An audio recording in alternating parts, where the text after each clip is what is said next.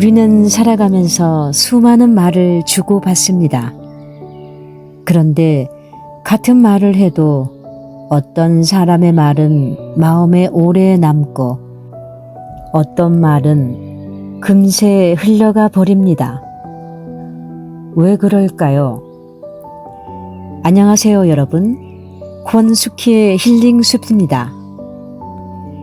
오늘 힐링숲에서는 김윤나 작가의 저서 비울수록 사람을 더 채우는 말그릇에 대한 이야기입니다.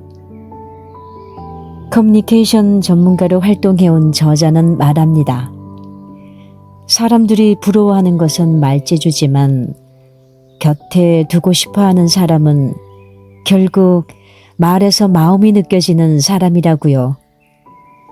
그래서 수시로 나 자신과 내가 자주 사용하는 말들을 돌아보며 점검해야 한다고 말이지요.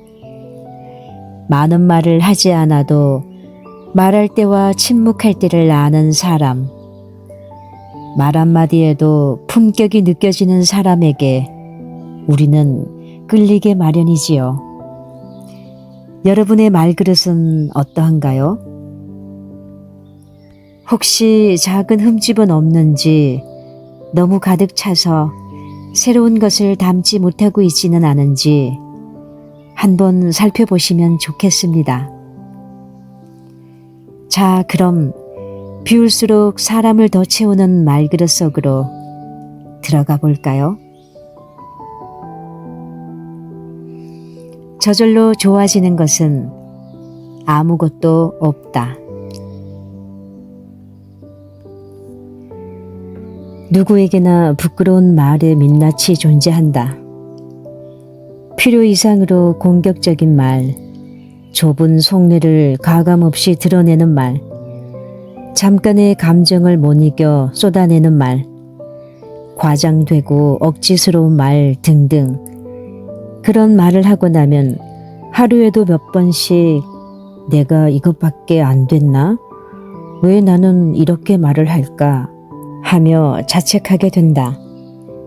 하지만 사람의 말 그릇이 넉넉해지기 위해서는 노력이 필요하다. 자연스럽게 좋아지는 것은 아무것도 없다. 언젠가 선배네와 부부 동반 저녁 식사를 함께 한 적이 있었다. 그런데 2시간 동안 우리 부부가 한 일은 선배의 이야기에 고개를 끄덕이는 것뿐이었다.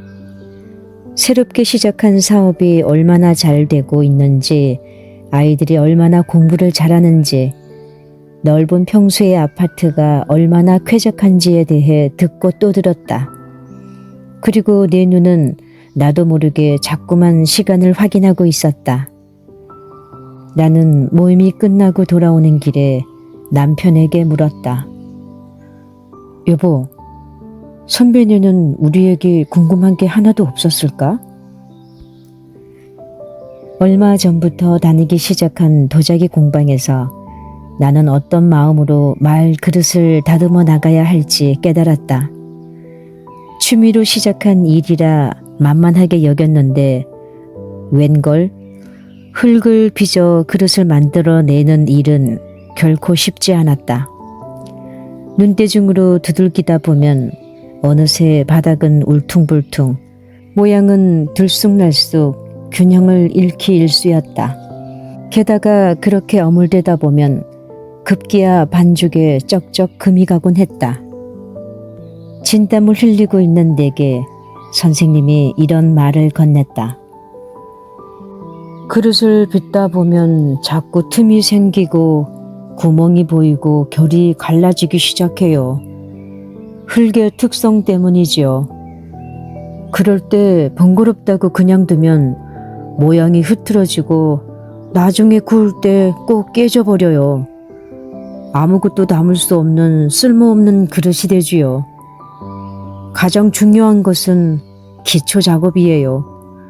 틈이 보이면 바로바로 손으로 매만져주고 구멍이 생기면 빠짐없이 채워줘야 해요. 필요 없는 공기 거품은 모두 없애야 하고요. 공을 들여 쓰다듬고 매만질수록 그릇이 견고해져요. 그래야 나중에 고생을 덜해요. 순간 내가 만들고 있는 이 그릇이 우리의 말그릇과 닮아 있다고 생각했다. 처음부터 온전한 게 어디 있을까? 누구나 살면서 말 실수도 하고 말에 속기도 하고 말 때문에 관계가 틀어지는 아픔도 겪는다. 다만 그 말에 관심을 기울이고 나의 말을 더 나은 방향으로 바꿔보겠다고 결심하면 그때부터 말그릇은 조금씩 성장하게 마련이다. 균열이 생기기 시작한 그릇을 고치기 위해서는 그 균열을 알아보고 매만지는 작업부터 시작해야 한다. 자꾸만 날선말이 쏟아진다면 내 마음의 어느 곳에 날이 서 있는지 알아보는 게 첫 단계인 것처럼 말을 만들어내는 마음을 살펴서 그 균열을 메우는 것, 그것부터 시작해야 한다. 심리학에는 내면아이 혹은 어른아이라는 개념이 있다. 어린 시절 충격적인 사건이나 강렬한 경험을 한 아이가 그때의 상처를 치유하지 못한 채 어른이 되면 몸은 자랐지만 마음은 아직 그때에 머물러 있게 된다는 의미다. 어떤 이의 마음속에는 10살짜리 소녀가 숨어 있고 어떤 이의 마음속에는 사춘기 소년이 아직도 방황을 끝내지 못한 채 서성인다. 그러다가 그때의 기억을 떠올리게 하는 상황이 되면 자신도 모르게 폭발하고 만다. 이게 다 내면 아이 때문이다. 아이들은 자신에 대한 정체성이 확립되어 있지 않다. 자기 중심적이고 흑백 논리에 매몰되어 있고 추상적인 사고를 하지 못한다. 내면 아이를 품고 살아가는 이의 모습도 이것과 비슷하다. 나이는 먹었지만 내가 누구인가에 대한 이해가 부족하고 사람마다 가진 입장과 상황의 차이를 이해하지 못하며 숨은 의미나 말할 수 없는 진실이 있다는 것을 알지 못한다. 멀리 보지 못하고 지금 이 순간 자신이 하고 싶은 것, 갖고 싶은 것에만 집중한다. 당연히 말도 그러한 패턴을 따를 수밖에 없다. 나이값을 한다는 것은 나이에 걸맞은 말, 행동, 태도를 가지고 있다는 뜻이다. 그런데 저 나이 먹도록 말을 왜 저렇게밖에 못할까 싶은 사람들을 잘 살펴보면 아직도 내면 아이를 떨쳐버리지 못한 경우가 많다. 일단 성장이 멈춘 그때로 돌아가야 한다. 지금껏 모르는 척 괜찮은 척 묻어두었던 그때의 일들을 자세히 들여다보고 스스로를 이해시키는 과정이 필요하다. 아프고 불편해서 혹은 지금까지 잘 참아왔는데 이제와 다시 들출 필요 있을까 싶어 감추고 있던 속내를 꺼내보고 마음이 시원해질 때까지 털어내야 한다. 말 습관도 마찬가지다.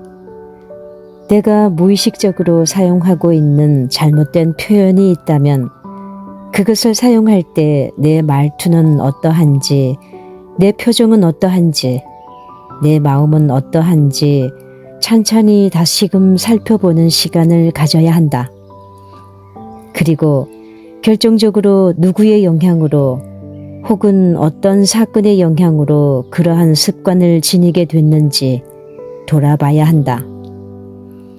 어느 시점에 내 말이 성장을 멈췄는지 살펴보는 것이다. 말은 몇 초 만에 세상 밖으로 나오지만 그 한마디 한마디에는 평생의 경험이 담겨 있다. 따라서 당신의 말그릇을 살핀다는 것은 말 속에 숨어있는 자신을 이해하는 과정과 같다. 만약 당신의 말이 잘못되어 있다고 느낀다면 그 이유 역시 당신의 마음 안에 있을 것이다. 네, 저절로 좋아지는 것은 없습니다. 말그릇도 매일 조금씩 의식하고 돌아볼 때 비로소 더 단단해지고 깊어집니다. 말은 기술이 아니라 그릇이라는 것. 그 그릇이 클수록 더 많은 사람을 담을 수 있다는 것을 다시 한번 기억하면 좋겠습니다. 여러분의 말 속에 마음이 담기기를, 또 그 마음이 누군가에게 따뜻한 위로가 되기를 바랍니다. 오늘 권숙희 힐링숲 이야기는 여기까지입니다. 함께 해주신 여러분 고맙습니다.